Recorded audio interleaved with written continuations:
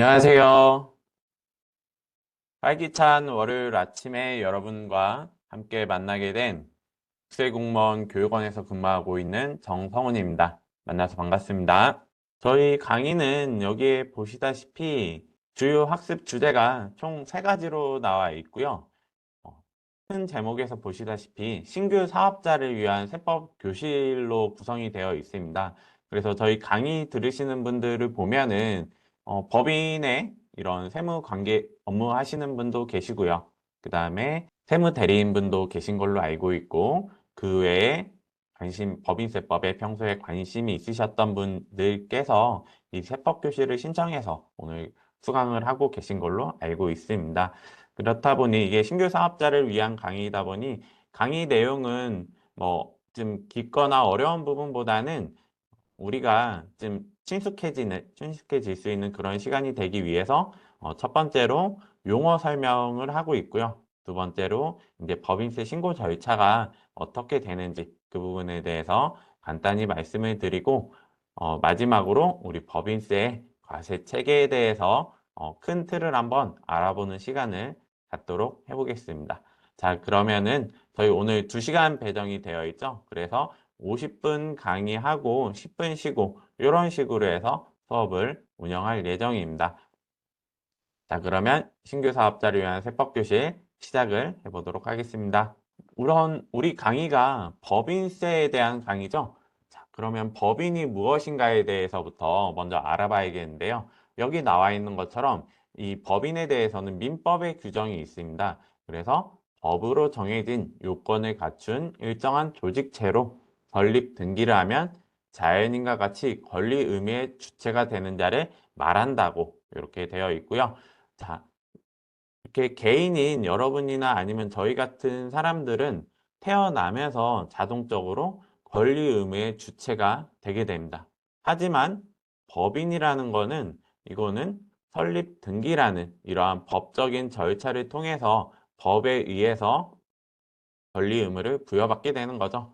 그래서 개인이 사업을 하고 싶다 해서 하면은 세무서에 오셔가지고 나의 주민등록번호로 해서 사업자 등록 신청을 하셔서 사업을 시작을 하시게 되지만은 이런 법인 같은 경우는 내가 법인을 운영하고 싶다 해서 세무서에 오셔가지고 사업자 등록 법인으로 할래요 하면은 바로 하실 수가 없죠. 왜냐하면은 법인이라는 그 범위에서 정해진 조직체로 인정을 받으려면 어떠한 절차를 거쳐야 되냐면 여기 보셨다시피 설립 등기라는 절차. 이 설립 등기라는 거는 등기소에 가셔서 법인 설립 등기를 해서 우리 주민등록번호와 유사한 법인 설립 법인 등기 등록번호라는 게 있습니다. 그거를 부여받아서 그 등기번호로 해서 세무서에 오셔서 그 번호로 법인을 설립을 하게 되는 거죠.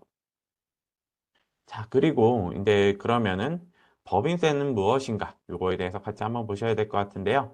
법인이 경제활동 등을 통해서 얻은 소득에 대해서 부과하는 세금이 법인 소득세라고 합니다. 법인이 경제활동. 이 경제활동이라 하면은 법인이 뭐 목적 사업 같은 게 있잖아요. 일반적으로 뭐 물건을 사고 파는 도소매업 법인이다 하면은 그러한 도소매업을 운영하는 것도 이 경제활동의 하나가 되고요. 그 다음에 이 경제활동 범위 안에는 그런 자주 발생하는 것 말고도 어떠한 일시적으로 발생하는 수익, 우리 일시적이나 우발적으로 발생하는 그러한 이익도 이 안에 다 포함이 되는 겁니다. 아까 전에 말씀드렸던 그런 도소매하는 법인이 어디 지역에 창고 같은 거를 가지고 있어요. 물류창고 같은 거를. 그렇게 해서 그 취득해서 토지랑 뭐 건물을 갖고 있었다가 나중에 이 공장을 이전을 하게 되면서 어쩔 수 없이 그런 토지나 공장 같은 거를 양도를 하게 되는 이 법인의 목적 사업, 도소매업과 관계없이 발생하는 그러한 수익 등도 이 법인세로 해서 과세가 된다. 이것을 우리 학설적으로는 순자산 증가설이라고 하고 있거든요. 엄밀히 말하면은 이 순자산 증가설이다 하더라도 우리 법인세법으로 다 과세되는 거는 아니고요. 일정한 것들, 일부는 법에서 제외, 법인세로 과세하는 거를 제외한다라고 규정을 하고 있는 것도 있는데 오늘은 신규 사업자를 위한 세법 교실이다 보니 세부적인 사항보다는 큰 틀에서 설명을 드리면서 넘어가도록 하겠습니다. 그래서 여기 법인 소득세라고 되어 있지만은 이 소득자는 우리 보통은 지우고 법인세라고 통칭해서 하고 있고요. 당연히 이 법인세에 대한 납세 의무자는 법인이 된다라는 사안입니다. 네, 다음으로 넘어가서 자, 이제 설립이랑 등록에 대해서 같이 한번 보도록 하겠습니다. 법인을 설립한 거는 아까 말씀드렸듯이 등기소에 가서 설립을 하게 되고요. 그 다음에 이제 사업을 하려면은 세무서에 오셔가지고 법인 설립 신고와 그 다음에 사업자 등록 신고를 해야 됩니다. 용어를 보니까 좀 유사하지요? 법인의 설립 신고, 법인의 사업자 등록 신고, 그리고 법인의 설립 신고는 보니까 설립 등기일로부터 2개월 이내에 납세지 관할 세무서장에게 신고를 하도록 되어 있고요.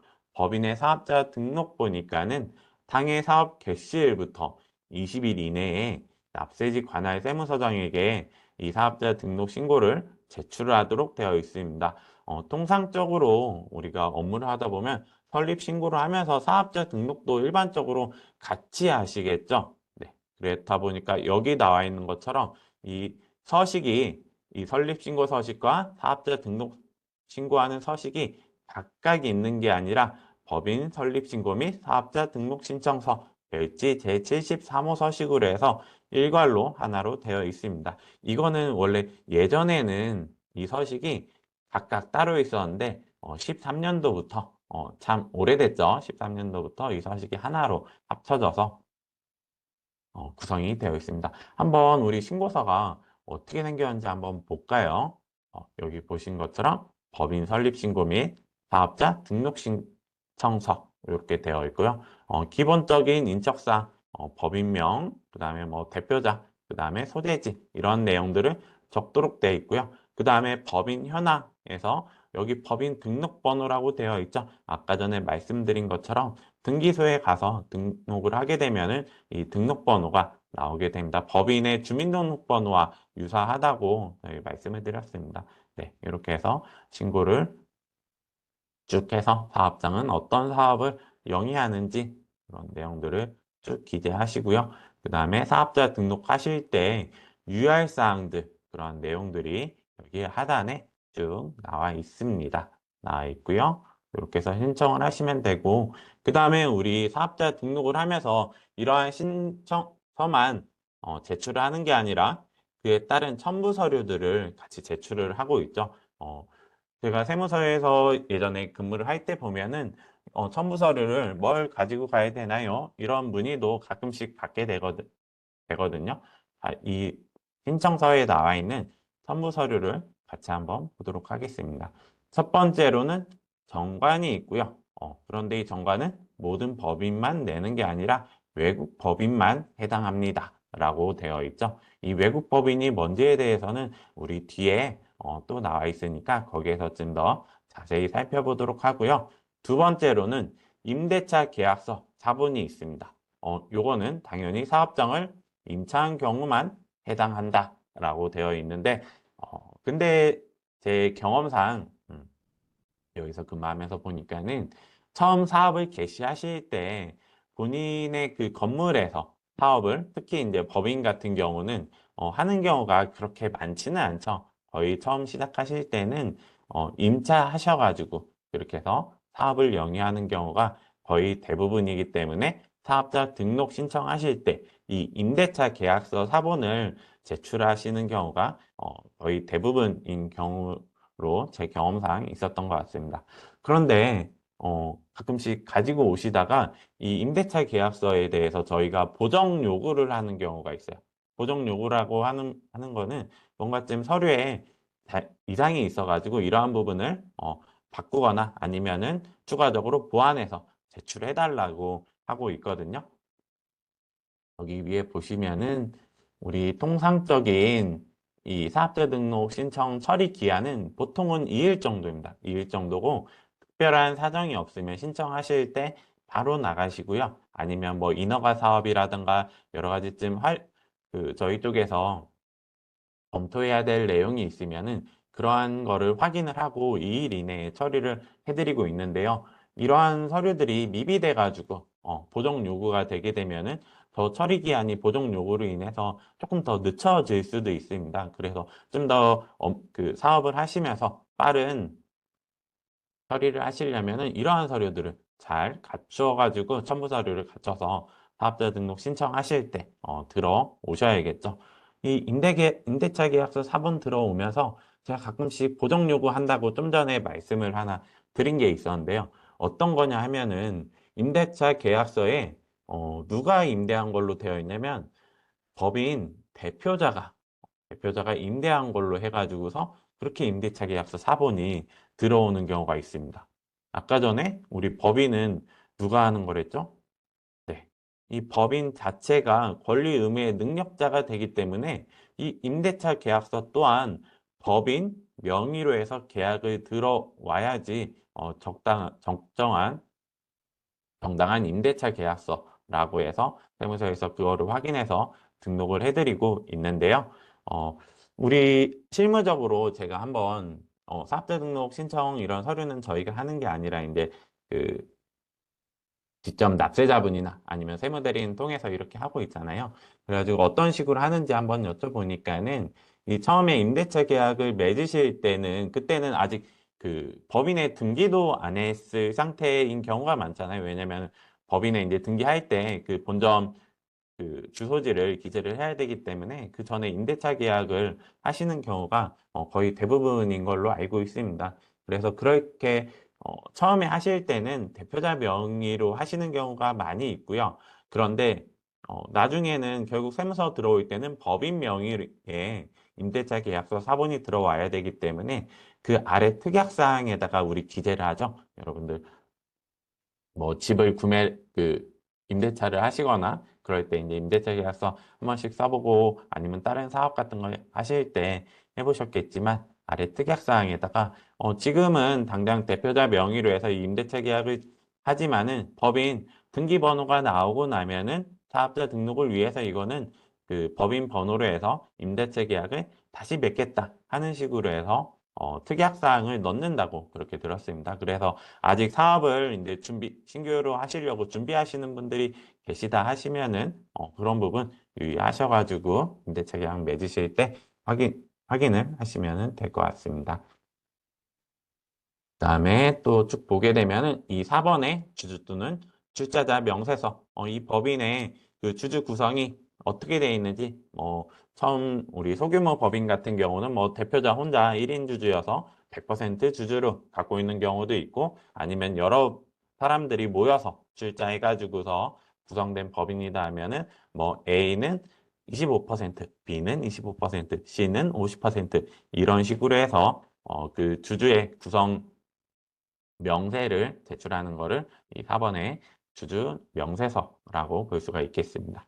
그리고 사업을 하다 보면은 어, 그 사업 개시하는 업종 중에 사업의 허가나 등록 이런 것들이 필요한 업종들이 있거든요. 여기 보시다시피 해당 법인만 이러한 서류 제출이 해당된다라고 되어 있어요. 그래서 이런 허가 등이 필요한 업종이다 하면은 이러한 서류들도 같이 제출을 해주셔야 한다는 내용입니다.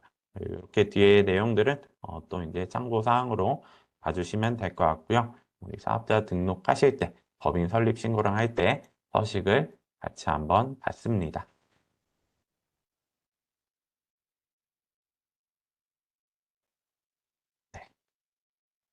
다음으로 볼 거는 납세지인데요. 납세지 하니까는 그냥 처음 봤을 때 납세지 세금을 내는 곳인가? 라고 생각을 할 수가 있을 것 같은데요. 이 납세지는 물론 세금을 내는 것도 맞습니다. 맞지만은 좀 더 그 개념이 좀 더 넓은 개념으로 우리가 보고 있는데요. 여기 써 있는 것처럼 납세 의무자가 세법에 의한 의무를 이행하고 그 권리를 행사하는 기준이 되는 장소를 말한다. 네, 납세 의무자 입장에서는 이 세법에 따른 의무와 권리를 행사하는 그 장소이고 우리 과세관청, 저희 과세관청 입장에서는 과세권을 행사하는 관할 세무서와 지방국세청을 정하는 기준이 되는 곳을 우리 납세지라고 한다. 단순히 여기는 세금을 내는 곳, 그런 개념보다는 좀 더 넓은 개념이라고 보시면 되겠습니다. 하지만 요즘 세금 신고가 어떻게 이루어지고 있나요? 신고나 뭐 각종 신청이나 이런 게 우리나라는 홈택스가 잘 구축이 되어 있어 가지고요. 인터넷으로 홈택스에서 많은 업무를 여러분들이 보실 수가 있습니다. 그래서 납세지가 어딘지 잘 모르시는 경우도 있는 것 같아요. 그냥 홈택스 들어가서 내 사업자나 아니면 내 주민등록번호로 해서 많은 업무들을 볼 수 있다 보니까는 납세 의무자 입장에서 납세지의 그 의미는 조금씩 줄어들고 있는 것 같아요. 어, 근데 하지만 이 과세관청 입장에서는 과세권을 행사하는 곳이기 때문에 이거는 중요한 그 기준이 되는 거고요.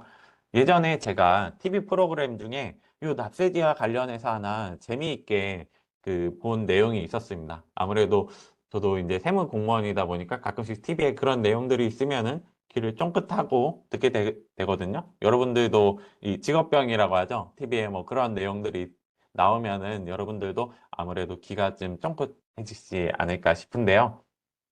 어떠한 내용이었냐 하면은 그 영화 배우였습니다. 지금 내용 나온 지는 좀 한참 됐었는데 영화 배우가 그 어떤 TV 예능 프로그램에 나와가지고 얘기하는데 본인이 사는 곳이 광진구래요. 서울의 광진구라고 있게 되는데 거기서 살고 있는데 세무서라고 전화가 온 거예요.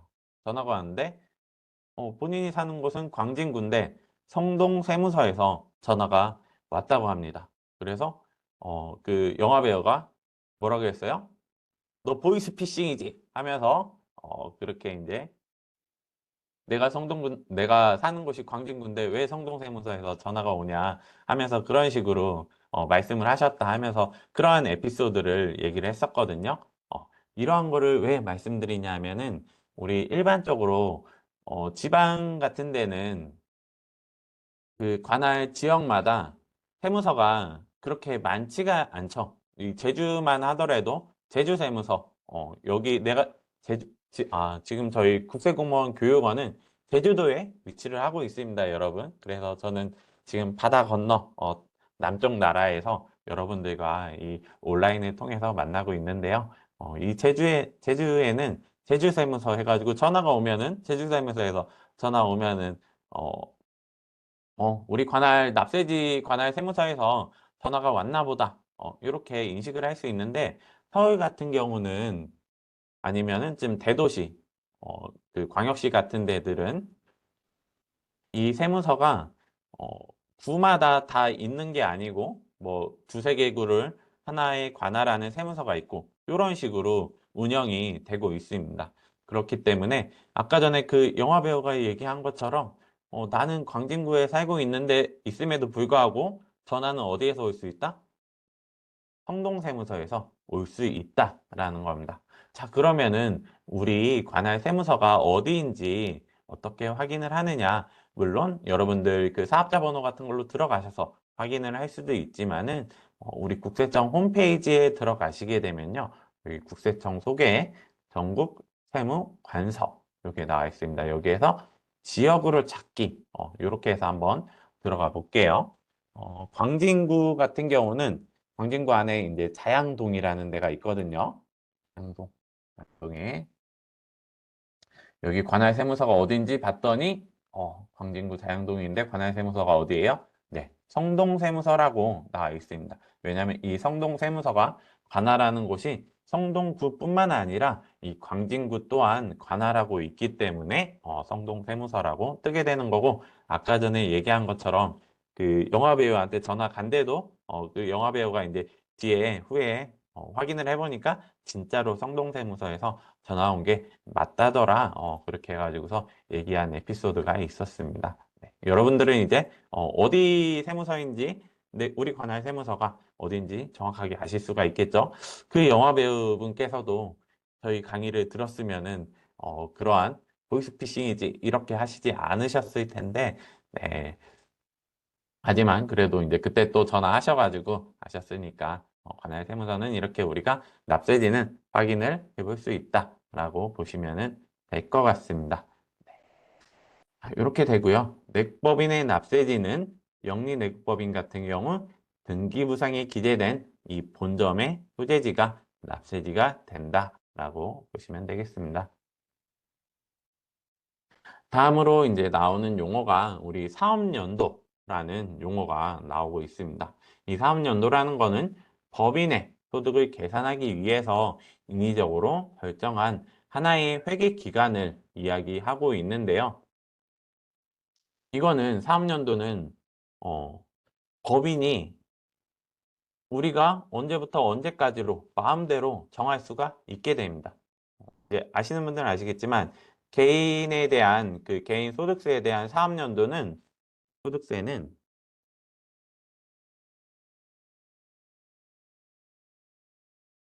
1월 1일부터 무조건 12월 31일까지 이렇게 고정이 되어 있어요. 하지만 법인 같은 경우는 나의 마음대로 정할 수 있다. 그 마음을 어디에다 표현하나요? 법인의 정관이 있죠. 이 정관에다가 기재를 합니다. 우리 사업연도는 언제부터 언제까지로 할 거예요. 라고 그렇게 정관을 하고 일부 업종 같은 경우는 법령에서 보험업법 같은 경우 그런 것들은 법에서 사업연도가 규정이 되어 있죠. 하지만 이렇게 해서 정관에서 규정을 하는데 단 그 기간은 어떻게 한다? 1년을 초과하지 못한다라고 되어 있습니다. 왜냐하면 과세소득의 정확성을 기하고 또 재정수입의 원활히 재정수입을 조달하고자 위함이 있는 거죠. 사업연도가 어떻게 해요? 법인 같은 경우는 우리는 3개월마다 할 거야. 그래서 1월부터 3월까지, 그 다음에 4월부터 6월까지, 그 다음에 7월부터 9월까지 이런 식으로 3개월마다 할 수가 있고요. 그다음 1년을 초과하지 않는다고 했으니까 그 다음에 우리 법인 같은 경우는 10월 1일부터 그 다음 연도 9월 30일까지 할 거야. 요것도 가능하다는 거죠. 요것도 1년을 지나지 않으니까요. 네, 이런 식으로 해서 사업자 등록을 할 수 있다라고 보시면 되겠습니다. 이렇게 하는데 1년을 초과하지 못하게 하는 이유가 뭐예요? 한번 예를 들어 볼까요? A 법인이 있고 C를 검은색으로 써보겠습니다.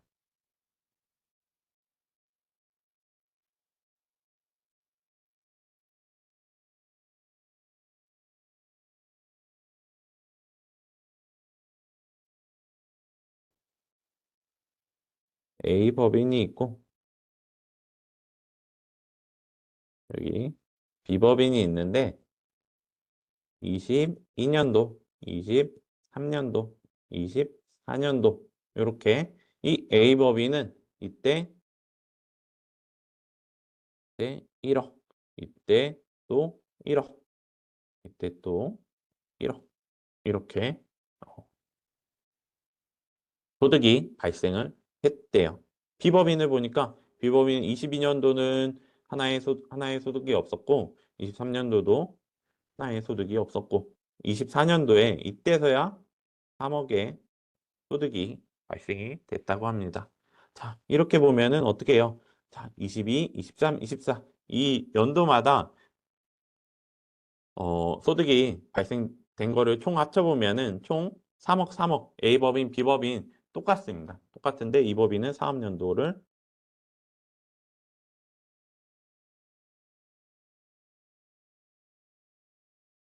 펜이 좀 늦게 나오네요. A법인 사업연도를 1년,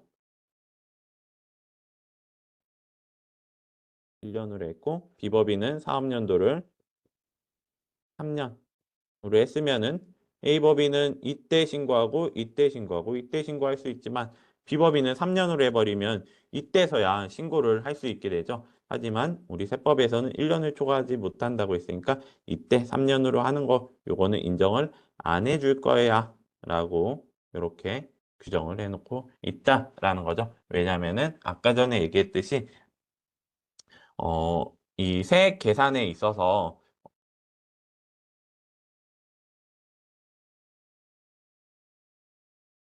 정확성을 기한다고 했어요. 이때서야 재무제표 같은 게 보통 1년 단위로 많이 작성되다 보니까 그거에 맞춰서 계산을 하게 되고, 그 다음에 각 연도마다 세율이 법 규정이 바뀌면서 세율이 바뀔 수도 있고요. 그 다음에 각종 뭐 공제 규정이나 이런 것들이 바뀔 수도 있고, 그 다음에 우리 법인세 같은 경우는 누진세율이라는 그러한 내용도 있거든요. 누진세 적용이 달리 적용이 될 수 있고, 그러한 사항 때문에 우리 1년을 초과하지 못하도록 그렇게 규정을 하고 있다라고 보시면 되겠습니다. 자, 그러면은 이런 법령이나 정관의 규정이 되어 있지 않다 하면은, 그러면은 어떻게 하느냐? 이 법인 신고할 때, 설립신고나 사업자 등록 신고할 때 납세지 관할 세무서장에게 신고를 하면은 된다라고 되어 있습니다. 아까 전에 우리 봤던 서식이죠. 요 법인 설립 신고 및 사업자 등록 신청서, 여기 보면은 사업연도 기재하는欄이 이쪽에 나와 있습니다. 네, 이쪽에다가 사업연도를 기재해서 이렇게 신고하는 방법이 있고, 법령 정관에도 기재하지 않고 이 사업자 등록할 때도 신고하지 않았다 하면, 무신고했다 하면 그때는 어떻게 한다?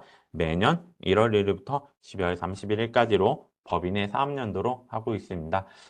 우리 앞에서 본 것처럼 이렇게 뭐 3개월마다 신고하는 법인도 있고, 그 다음에 10월 1일부터 9월 31일까지로 신고하는 법인도 있는데, 이런 법인은 그렇게 많지는 않고요. 대부분의 법인들은 거의 다 1월 1일부터 12월 31일까지로 신고하는 법인들이, 제가 뭐 정확한 그 통계를 내보지는 않았지만 제 경험상으로는 90%, 99% 이상이지 않을까 싶습니다. 이런 법인들은 보통 이제 외국계 기업들이 많이 있더라고요. 그래서 그 나라 그 회계 연도랑 맞추려고 결산의 편리함 때문에 그런 식으로 해서 유한회사들 보면은 외국계 법인들, 그런 데들이 이런 식으로 좀 돼 있는 법인들을 제가 몇 번을 봤습니다. 하지만 일반적인 법인들은 다 거의 1월 1일부터 12월 31일까지로 하시는 경우가 많이 있더라 합니다.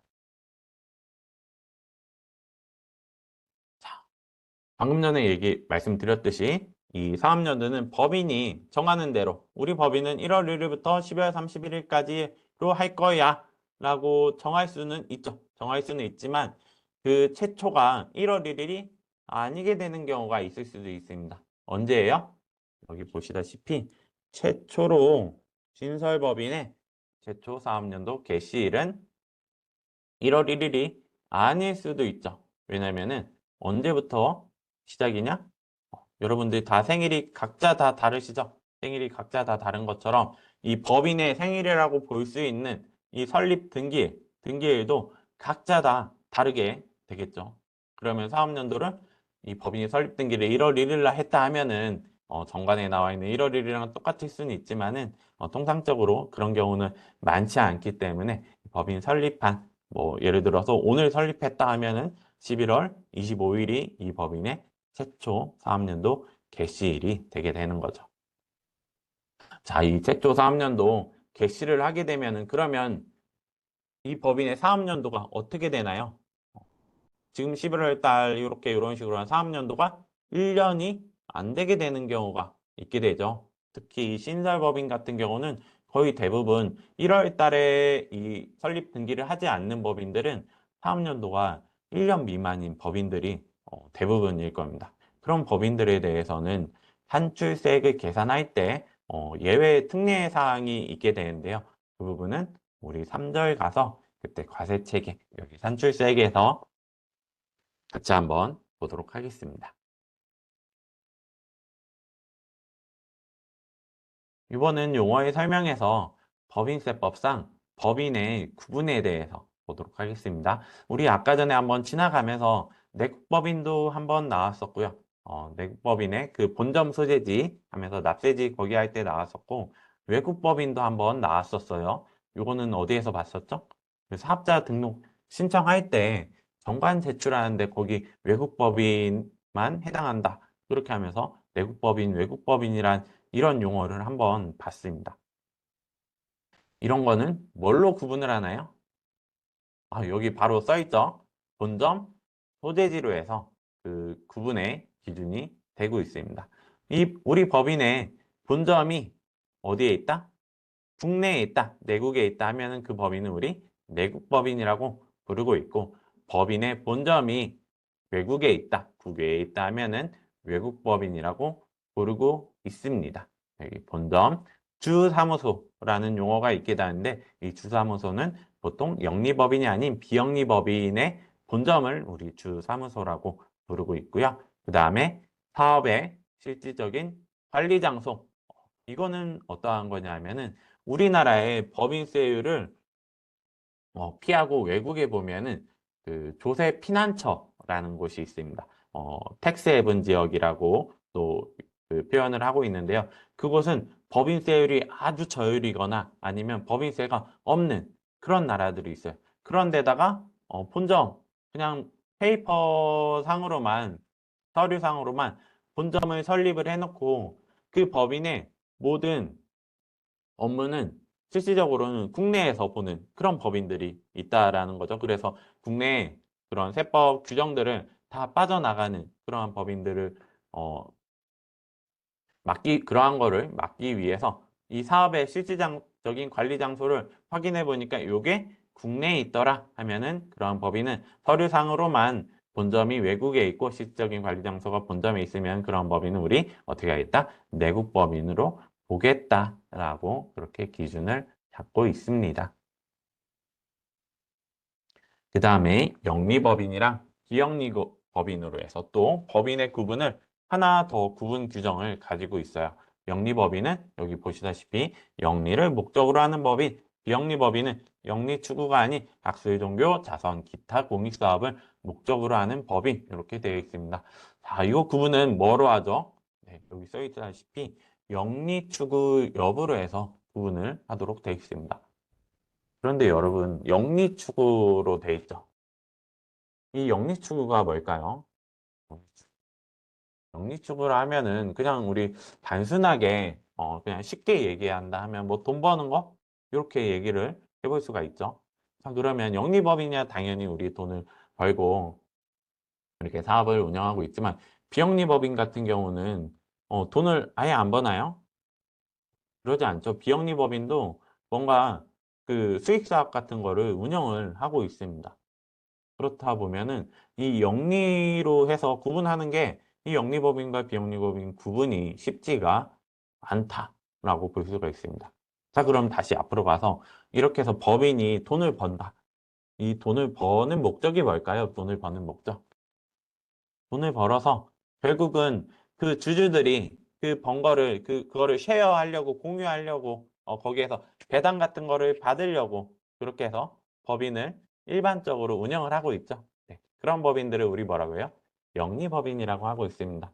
하지만 그렇게 이제 수익 사업을 해서 돈을 번 거를 가지고 그 구성원들한테 배분을 하기 위한 게 아니라 번 거 가지고 뭐예요?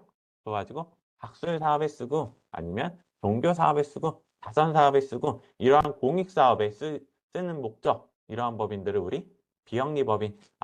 그러면 영리 법인이랑 비영리 법인을 구분을 하는 거는 이거는 영리 활동을 통해서 벌어들인 그 재원을 가지고 요거를 어디에 쓰느냐 요거를 분배를 하느냐 그 구성원들에게 아니면 그 구성원들에게 분배를 하지 않고 이런 공익 목적으로 인해서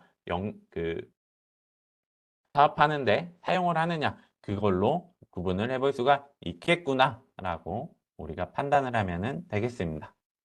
이렇게 해서 우리가 법인 구분을 외국법인, 내국법인, 영리법인, 비영리법인 이렇게 나눴죠. 요거를 조합을 하면은 총 4개의 법인이 나오게 됩니다.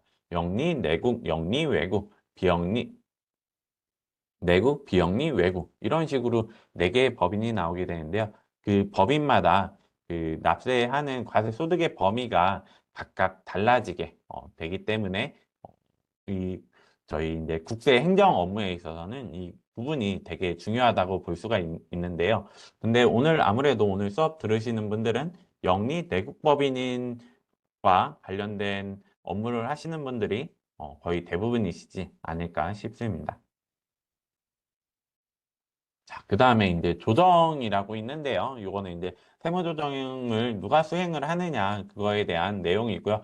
세무조정이라는 단어를, 용어를 또 처음 들어보시는 분도 있으시고, 아니면 되게 익숙하게, 친숙하게 이 용어를 알고 계신 분도 계실 텐데요. 이 세무조정은 뒤에서 나오니까는 거기에서 한번 보도록 하고요. 요거를 조정하는 자가 누구냐에 따라서 이게 자기 조정과 외부 조정으로 나눠진다라는 겁니다. 자기 조정이라는 건 누가 조정을 하는 거? 이 회사가, 이 법인이 스스로 조정하는 거를 자기 조정이라고 하고 있고, 외부 조정이라는 거는 외부인이 세무사 등이 조정을 해서 우리 법인세 신고할 때 조정해서 하는 거를 외부 조정이라고 하고 있습니다.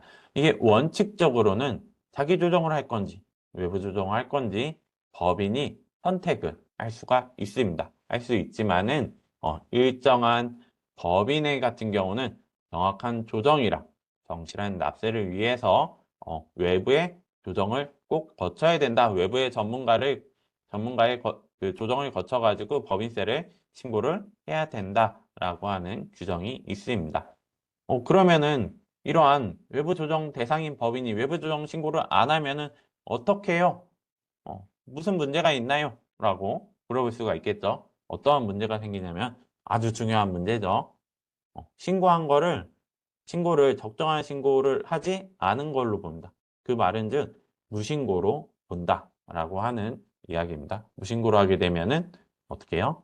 뒤에 보시다시피 가산세가 되게 큰 가산세가 나가게 되기 때문에 외부 조정 대상이다 하면은 이러한 세무대리인 등을 통해서 신고가 들어와야 된다라고 보시면 되고요. 그런데 제가 경험해본 바로는 법인세 신고 들어오는 신고서를 보면은 자기 조정으로 들어오는 데는 거의 없는 것 같아요. 제가 여기에서 지금 한 16년, 17년 요 정도 그 국세청 다니면서 근무를 하고 있거든요. 다니면서 자기 조정으로 들어온 법인은 글쎄요. 거진 못 본 것 같습니다. 거의 다 외부 조정으로 해서 들어오고 있는 게 실무적으로 그렇게 들어오고 있다라고 보이고요. 이 외부 조정 대상 법인은 법에 이렇게 규정이 되어 있어요. 직전사업용 수익금액 70억 이상 또는 뭐 회계감사를 받는 법인 수익금액이 3억 이상인데 조특법에 따른 조세특례를 적용받는 법인 뭐 이러한 내용들이 쭉 있습니다. 있지만은 이러한 거에 해당이 되지 않더라 하더라도 외부 조정으로 들어오는 경우가 실무적으로 보니까 상당히 많이 있더라 하는 내용입니다. 자, 이제 우리 기본적인 용어를 한번 다 봤고요. 다음으로는 법인의 이 신고 절차에 대해서 한번 같이 보도록 하겠습니다. 이 법인세 신고, 여러분들 법인세 신고 언제까지 하죠? 여러분들이 알고 계시는 법인세 신고 언제까지 하시나요? 3월 31일까지 법인세 신고한다라고 이렇게 많이들 알고 계시죠? 근데 이 우리 법인세법의 신고 기한을 보면은 이게 3월 30일이라고 써 있지가 않아요. 왜 그래요, 여러분? 우리 앞에서 봤다시피 법인의 사업연도는 어떻게 한다? 법인이 정할 수가 있다라는 겁니다. 매년 1월부터 12월 30일이 아니라 그 사업연도 종료일은 매번 바뀔 수가 매번이 아니라 법인마다 정하는 대로 정관이나 아니면 신고할 때 정하는 대로 해서 모든 법인이 동일하지가 않다라는 거죠. 그래서 우리 법 규정에는 이 신고기한이 어떻게 들어가 있냐 보면은 각 사업연도 종료일이 속하는 달의 말일로부터 3개월 이내에 신고를 하도록 되어 있습니다. 네, 앞에서 말씀드렸듯이 우리 대부분의 법인은 사업연도가 어떻게 된다고 했죠? 1월 1일부터 12월 31일까지로 되어 있기 때문에 이 사업연도 종료일에 속하는 달의 말일로부터 3개월 이내니까 언제예요? 3월 31일. 그래서 우리 3월 30일이 이렇게 해서 3월 31일이구나 라고 보시면 되겠습니다. 그리고 이러한 신고를 할 때 제출을 또 해야 되는 서류들이 있죠. 그러한 부속 서류들로 재무상태표, 포괄손익계산서, 이익여금 처분 계산서, 재무조정 계산서, 그리고 그 밖에 대통령령으로 정하는 서류라고 이렇게 되어 있습니다. 신고할 때 제출해야 되는 서류 돼 있고 대통령령으로 정한다고 돼 있는데 이거는 다음 페이지를 봐도 안 써 있죠? 안 써 있어요. 왜 안 써 있을까요? 제가 교재 만들기 귀찮아서 안 썼을까요? 아, 네. 그런 거는 전혀 아니고요. 네, 그런 건 전혀 아니고 여러분들 한테 여기 옆에 보시면은 앞에도 이렇게 우리 각종 용어 설명하면서도 뒤에 관련된 법 규정을 이렇게 적어 놨습니다. 이 법이라는 거는 법인세 법이라고 하는 거를 좀 줄여가지고 이렇게 기재를 해 놓은 건데요.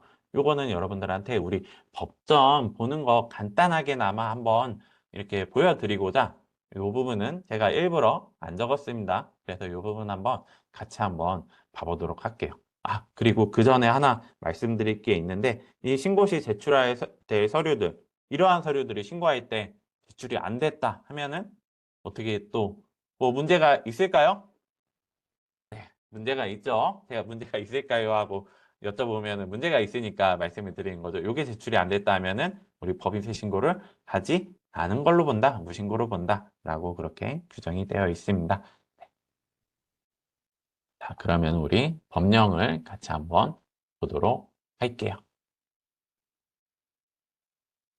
인터넷에 보시면 국세 법령정보 시스템이라고 되어 있습니다.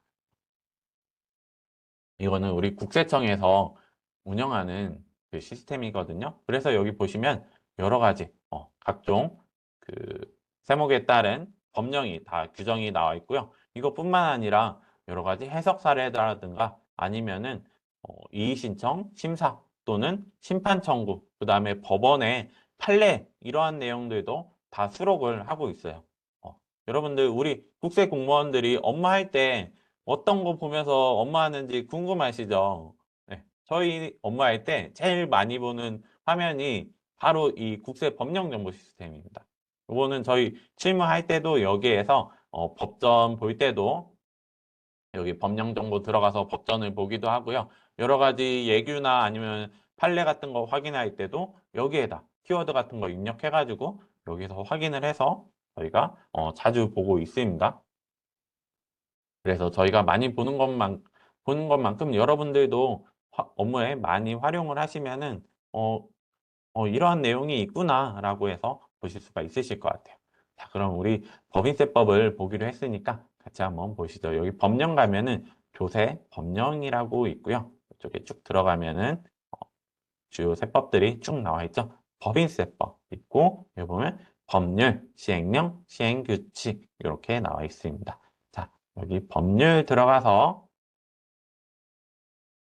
쭉 나오게 되면 아까 전에 우리 여기 본 게 보시면 법인세법 60조 2항이라고 되어 있는데요. 요거 한번 같이 찾아가 보도록 하겠습니다. 여기 보면은 지금 법인세법까지는 들어왔죠. 그러면 제일 이쪽에 보면 제1조, 2조 이런 식으로 해서 나와 있어요. 그럼 쭉 아래로 내려가면은 60조가 있겠죠. 60조 과세표준 등의 신고에서 신고와 관련된 내용이 이 60조에 규정이 되어 있습니다. 지금 이 내용은 60조 2항, 이 숫자 동그라미 안에 숫자 들어가 있는 거를 이거를 항이라고 부르거든요. 1항, 2항, 3항 이런 식으로 부르고 있습니다. 자, 여기 2항에 보니까 1항에 따른 신고를 할 때 이거는 이제 법인세 신고에 대한 내용입니다. 그 신고서에는 다음 각 구의 서류를 첨부해야 된다. 그래서 우리 방금 본 것처럼 과세 재무상태표, 손익계산서, 그다음에 뭐 이익영업 처분계산서 있고 세무조정 계산서 요거까지 받고 그 다음에 대통령령으로 정하는 서류라고 되어 있습니다. 자, 그러면 요거를 클릭을 딱 하면은 어떻게 해요? 이 시행령이 팝업으로 해서 뜨게 되죠. 시행령 여기 가서 보니까는 요 규정이 어디 있을까요? 여기 있네요. 네. 범 60조 제2항 아까 전에 2항 갔었죠? 2항 갔었고 그 다음에 여기 대통령으로 정하는 서류가 요 3번하고 점 이렇게 돼 있죠. 요거는 여기 아까 전에 항이었잖아요. 요 다음은 1호, 2호, 3호 이런 식으로 읽게 되어 있습니다. 그래서 요거는 60조 2항 3호에 규정이 되어 있었던 거죠. 대통령령에 들어가서 여기 관련된 규정을 보니까 여기에 앞에 거와 연결되는 게 여기에서 우리가 이걸로 보고 확인을 할 수가 있습니다. 법 60조 제2항 제3호에서 대통령령으로 정하는 서류란 다음 각부의 서류를 얘기한다 해가지고서 여기 쭉 나와 있는 거를 우리가 한번 확인을 해볼 수가 있습니다. 자, 그리고 아까 전에 우리 잠깐 얘기한 거 있죠? 1항에 따른 신고를 할 때, 법인세 신고를 할 때 그 신고서에 2항에 따른 아까 전에 이 2항에 따른 1호, 2호의 서류 이 서류를 첨부하지 않았다 하면 어떻게 하겠다? 이 법에 따른 신고로 보지 않는다. 결국은 무신고로 보겠다 하는 내용이 여기에 이렇게 규정이 되어 있는 거를 확인을 해 보실 수가 있겠습니다. 자, 그렇다면 이제 여러분들 우리가 지금 이거에 대해서 정확하게 내용을 보고 싶다 하면은 이 법 규정을 들어가시면 여러분들도 정확하게 확인을 하실 수가 있으시겠죠. 자, 그러면 이렇게 해서 이제 신고를 하고 났으면은 법인세 납부를 해야겠죠? 납부는 신고기한 내 납부서를 작성해서 은행 또는 우체국에다 납부를 하도록 되어 있습니다. 그래서 우리 보통 홈택스 같은 거 신고하게 되면은 신고하면서 납부서가 자동으로 나오게 되거든요. 납부서로 하게 되는데 은행 가서 납부하는 경우는 요즘은 많지 않죠. 거의 다 계좌 이체나 아니면은 뭐 인터넷지로 이런 걸 이용해서 납부하실 수가 있습니다. 그쪽에 계좌번호, 가상계좌번호 같은 게 나오니까는 그런 거 활용해서 납부하시면 되시겠다라고 보시면 되고요. 그 다음에 납부하실 때 이게 금액이 크다 하면은 어떻게 해요? 우리 법인세법에서는 이거를 분할해서 분납이라는 거는 분할해서 납부를 할 수 있게 해주는 그러한 규정이 있습니다. 우리가 분납 대상이다 하면은 어떻게 하시겠어요? 그냥 바로 12월 31일 법인이면 3월 30일 날 전부 다 내시겠어요? 아니면 분할해서 납부하시겠어요? 당연히 합리적인 그 선택은 분할해서 납부하시는 게 좀 더 합리적인 선택이시겠죠. 네, 이 분할 납부할 법인세액이 1,000만 원을 초과한다. 이 정도로 해서 큰 금액이다 하면 한 번에 내기에 법인 입장에서 부담스러울 수가 있기 때문에 그거는 분할해서 납부할 수 있게 해주겠다. 다음 금액은 납부기한이 지난 날로부터 1개월, 그 다음에 중소기업, 대부분의 분들은 거의 다 중소기업에 해당이 되죠. 이 중소기업이라고 돼 있지만 이 중소기업 규모가 작지가 않죠. 네, 보면은 중소기업이라고 되어 있는데 가서 보면은 저희도 보면 규모가 상당하시더라고요. 네, 그래서 이 중소기업까지는 2개월 이내에 분납을 할 수 있도록 하고 있다라고 되어 있습니다. 그래서 납부할세 2천만 원 이하는 1천만 원 초과, 2천만 원 초과는 50% 이하라고 법에 규정이 되어 있는데 이렇게 보면은 잘 안 와닿죠? 그래서 아래 예시가 나와 있습니다. 납부할 세액이 1,500만 원이다. 우리 법인이 이번 3월 31일에 납부할 금액 계산해 보니까는 1,500만 원이 된 거예요. 그러면은 어떻게 하겠다? 1,000만 원을 초과하니까는 분할 납부할 법인 대상이긴 한데 이 금액이 2천만 원은 안 되는 거죠. 그러면은 이 분할 납부하는 거를 어떻게? 지금 납부 기한 내 12월 말 법인이다 하면 3월 31일까지는 1,000만 원 이상 보통은 이제 1,000만 원 납부하시겠죠. 1,000만 원 납부하시고 이 1,000만 원을 넘는 금액 500만 원은 분납 기한 내 일반 법인이다 하면 4월 30일이 되고 중소기업이다 하면은 5월 31일까지 500만 원을 납부하는 걸로 해서 분납하시면 되겠다. 이 금액이 2천만 원을 초과한다. 예를 들어서 3천만 원이다 하면은 그냥 반반 내신다라고 보시면 되겠습니다. 3월 31일까지 1,500만 원, 그 다음에 분납 기한 내는 나머지 반절 1,500만 원 이렇게 납부한다고 보시면 되겠습니다. 그 다음에 신고를 이렇게 우리가 정상적으로 정기적으로 정기 신고 기한에 신고를 하셨죠. 신고를 했는데 그 기한이 좀 지나고서 보니까는 아차 할 때가 있죠. 우리가 그때 신고를 했어야 되는데 이 부분은 우리가 깜빡하고 뭔가 수익 금액을 누락을 했다던가 아니면 뭔가 공제 감면을 받지 못할 거를 좀 뭔가 착오에 의해서 많이 받았다 하면은 그 부분에서 수정을 해서 더 국가에다가 납부를 해야겠죠. 그러한 제도를 수정신고라고 신고라고 하고 있습니다. 수정신고라는 거는 과세표준 및 세액이 세법에 따라 신고해야 할 과세표준 세액에 미치지 못할 때, 그때 세법에 신고해야 될 거는 예를 들어서 100인데 우리가 3월 31일에 정기에 신고한 거는 80밖에 안 된다. 그러면은 어떻게 했다? 요거를 더 정상적으로 그 신고해야 될 금액만큼 더 많이 해서 신고하는 거, 그거를 우리 수정신고라고 하고 있고요.